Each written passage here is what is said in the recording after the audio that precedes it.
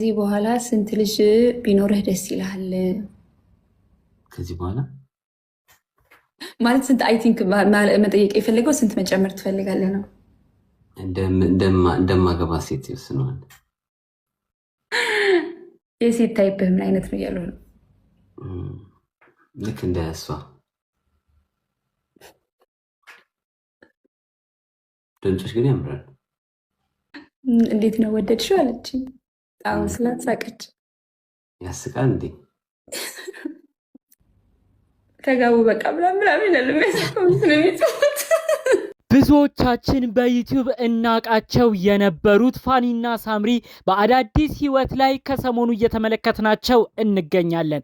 ከሰሞኑ ደግሞ እጅግ ብዙዎችን ባስገረመ መልኩ ፋኑኤል ወደ ዱባይ ቱጃር ባለሀብት ከሆነችው አንዲት ግለሰብ ጋር የተለየ ፍቅር ግንኙነት አለው ወይ ተብሎ መረጃው እየተሰማ ይገኛል። ይህን ጉዳይ ጠቅለል ባለ መልኩ ፋኑኤል አሁን አዲስ ስለተዋወቃት ባለሀብት የወርቅ ነጋዴ ይች ግለሰብ በዝርዝር የምናካፍላችሁ መረጃዎች ይኖራሉ። እንዲሁም ደግሞ ሳምሪም በራሷ ህይወት አዲስ የፍቅር ህይወት ውስጥ የገባች ይመስላል።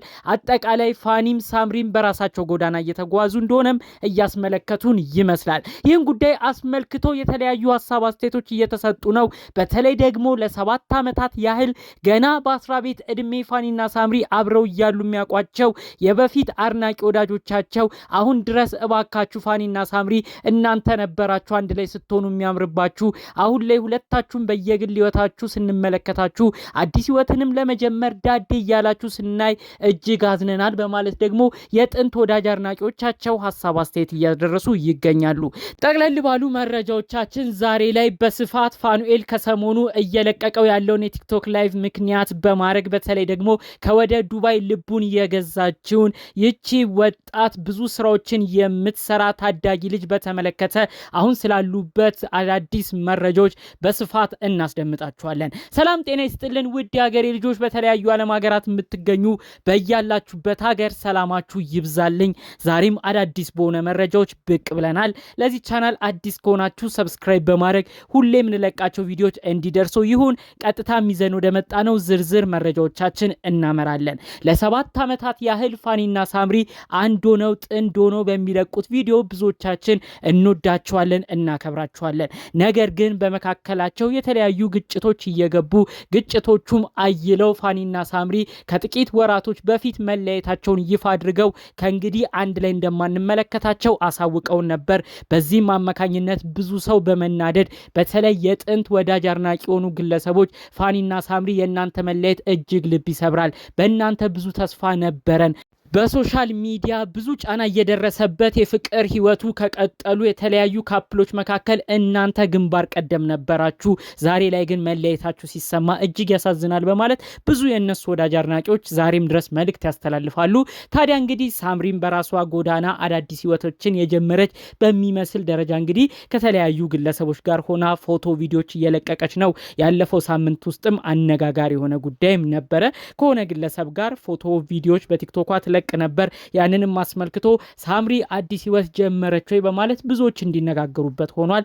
ነገር ግን ያ ግለሰብ ከሷ ጋር የሚሰራው የቲክቶክ ቪዲዮዎች እንደሆነ ነው ጠቅለል ባለመልኩ ለማወቅ የተቻለው ማለት ነው። ከዛ ያለፈ ነገር የፍቅር ግንኙነት እንዳልጀመሩ ነው አጠቃላይ መረጃዎቹ የሚያሳየው። በዚህ በኩልም እንግዲህ ፋኑኤልም ከሌላ ሴት ጋር እሱም እንግዲህ አዲስ ህይወትን በጀመረ በሚመስል መልኩ እንግዲህ በቲክቶክ ቪዲዮ ቀንጨብ አድርጌ እንዳስመለከትኳችሁ ከተለያዩ ሰዎች ጋር እየተዋወቀ ይገኛል። አዲስ ህይወትን ለመጀመር አዲስ ኑሮ ለመመስረት አዲስ ሰውንም ተዋውቆ አዲስ የህይወት መንገድ ለመቀጠል እንግዲህ ዳዴ እያለም ይመስላል ማለት ነው። በቪዲዮ መግቢያ እንደተመለከታችሁት ግን ከወደ ዱባይ የተገኘችው ይህች እህታችንን የፋኒን ቀልብ በደንብ እንደገዛችው እዛው ቪዲዮ ላይ መመልከት ትችላላችሁ። ይህንን ቪዲዮ ነው በተለያዩ ቦታዎች ተቆርጠው በመሄድ የፋኒ ቀጣይ ፍቅረኛ የምትሆነው ይህች ግለሰብ ነች። እጅግ በሳቂቷ የምናቃት ቲክቶክ ላይቭ ላይ ቲክቶክ ጌም ላይ የምትታወቀው በፈገግታ ብዙዎች የሚወዷት ይህች እህታችን የፋኑኤል የወደፊት ሚስትም ትሆናለች በማለት ነው እንግዲህ ሲነጋገሩ ቪዲዮንም ሲቀባበሉ የቆዩት ማለት ነው። እንግዲህ ይህች ግለሰብ ኑሮዋ ዱባይ ነው። ፋኑኤል ጋርም በቲክቶክ ጌም ነው የሚጫወቱት። ታዲያ ፋኑኤልም እዛው በላይቭ ላይ የተለያዩ የሱ ወዳጅ አድናቂዎች የሚጠይቁትን ጥያቄ ነው እንግዲህ ቀጥታ እሷን ሲጠይቃት የነበረው፣ እንዲሁም የራሱን እየጨመረ ሲጠይቃት ነበረ። እንግዲህ ፋኒ ከጠየቃት ዋና ጥያቄዎች መካከል የት እንደምትኖር ስራዋ ምን እንደሆነ ሲጠይቅ ነበር። እንግዲህ ድምጿ እንደሚያምር ሲያሞግሳትም ነበረ።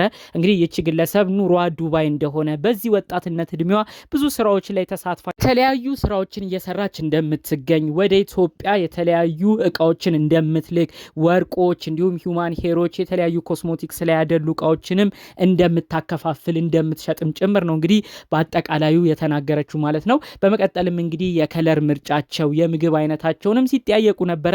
ፋኑኤልም እንግዲህ የተለያዩ እነዚህን ጥያቄዎች ሲጠይቅ ነበር። በስተመጨረሻ እንግዲህ በሷ በኩል የነበረውንም ጥያቄ እንደሰማችሁ አንተስ ምን አይነት ሴት ነህ? ምን አይነት ሴት ነው ምርጫ? እዚህ ከታች እየጠየቁኝ ነው። ፋኒ ምን አይነት ሴት ትወዳለህ ወይም የሴት ታይፕ ምን አይነት ነው እያለች ስጠይቀው ነበር። ፋኒም እንግዲህ እንደሱ አይነት ብሎ ነው እንግዲህ ሲመልስ የነበረው። ጥያቄዎቹን ከታች ለጠየቁ ኮመንታተሮች እኔም ወደው እንደሱ አይነት ነው እያለ ነው እንግዲህ ሲናገር የነበረው። በስተመጨረሻ ነው እንግዲህ ይቺ ግለሰብም እጅግ በማፈር በሚመስል መልኩ እየሳቀች የምታወራው ነገርም እየጠፋባት ጭምር ፋኑኤልን ጥያቄዎች ሌሎችም ስትጠይቀ ነበረው። ይሄው አሁንም ኮመንት ላይ እየጻፉ ነው ተጋቡም የሚሉን አለ እንደተመለከትከው እያለች ሁሉ ለፋኒ ስትነግረው ነበር ማለት ነው። እንግዲህ በሷን በኩል ያሉ የተለያዩ ኦዲየንስ የነበሩ ላይቫን ይከታተሉ የነበሩ ሰዎች እየገፋፏት ፋኒን እንድታወራው ሲያረጉ ነበረ።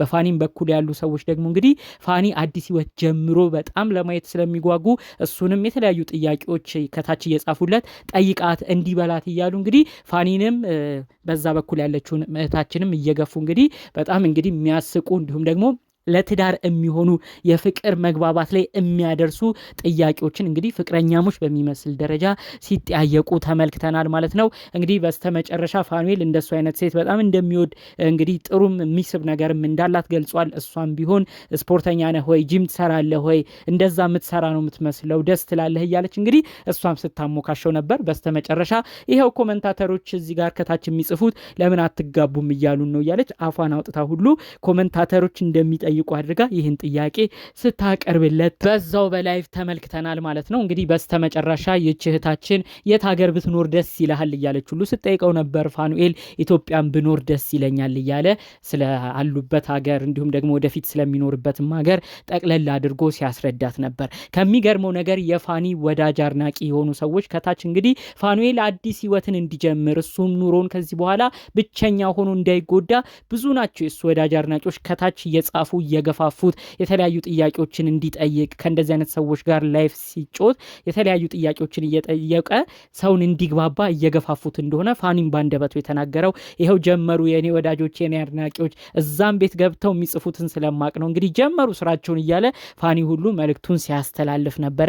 እንግዲህ ከዚህ እህታችን ጋር ግን በብዙ ነገር በተለይ የልብስ ምርጫቸው የምግብ አይነታቸው አንዳቸው ለአንዳቸው የሚከባበሩበት ነገር ጸባያቸው የቁመት ሁኔታቸውን ሲጠያየቁ በብዙ ነገር እንግዲህ እንደተመሳሰሉ ነው እንግዲህ ያው እርስ በርስ ሲነጋገሩ የነበረው። በቪዲዮ መግቢያ ያሳያችሁ የተቆረጠ ፓርት ነው። ስለዚህ በመታወቅ በሚመስል ደረጃ ግን በመጀመሪያው የቲክቶክ ላይቫቸው ላይ ብዙ ነገራቸው እንደተመቻቹ ነው አጠቃላይ ያለው ነገር የሚያሳየው ማለት ነው።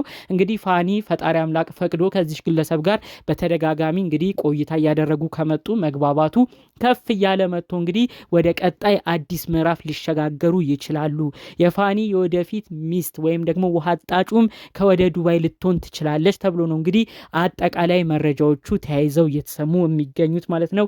የእህታችንም እጅግ እንግዲህ ፋኑኤልን እንደምትወደው እንደምታደንቀውም ጭምር በተለይ ደግሞ ያንተ ተከታዮች ራሱ ብዙ መከታዎች አሉ፣ ስለዚህ በጣም በቃ ደስ የሚል ነገር ነው ብላ በደስታ ውስጥ ሆና እንደምታወራው ሳቁሉ እያፈናት እንደምታወራው ጭምር ነው እንግዲህ አጠቃላ ስትናገር የነበረው ማለት ነው። እንግዲህ ጠቅለል ባለመልኩ ፋኒም ሳምሪም የራሳቸውን ህይወት ለመጀመር ዳርዳር እያሉበት ያለበት ሁኔታ እንደሆነ ነው ከብዙ ቦታ መረዳት የምንችለው። አሁንም ቢሆን ለወለዱት ልጃቸው ለፊሎና አዳም ሲል ፈጣሪ አምላክ አንድ ካረጋቸው መልካም፣ ካልሆነ ግን እንዳሁኑ ተከባብረው ሁለቱም የየራሳቸውን ህይወት የሚጀምሩበትን ነገር እንደተከባበሩ ለልጆቻቸው እየኖሩ ባሉበት ቦታ ግን የራሳቸውን ጎዳና እንዲጀምሩ ፈጣሪ አምላክም በሚሄዱበት ጎዳና ሁሉ በስኬት እንዲባርካቸው ከጎናቸውም እንዲሆን የእውነት ከልብ እመኝላችኋለሁ። ጠቅለል ባሉ መረጃዎቼ ለዛሬ ይዤ የመጣሁት ግን ይህን ይመስል ነበር። በሌሎች አዳዲስ መረጃዎቻችን እስክንገናኝ ሰላሙን ሁሉ ተመኘሁላችሁ። ሰላም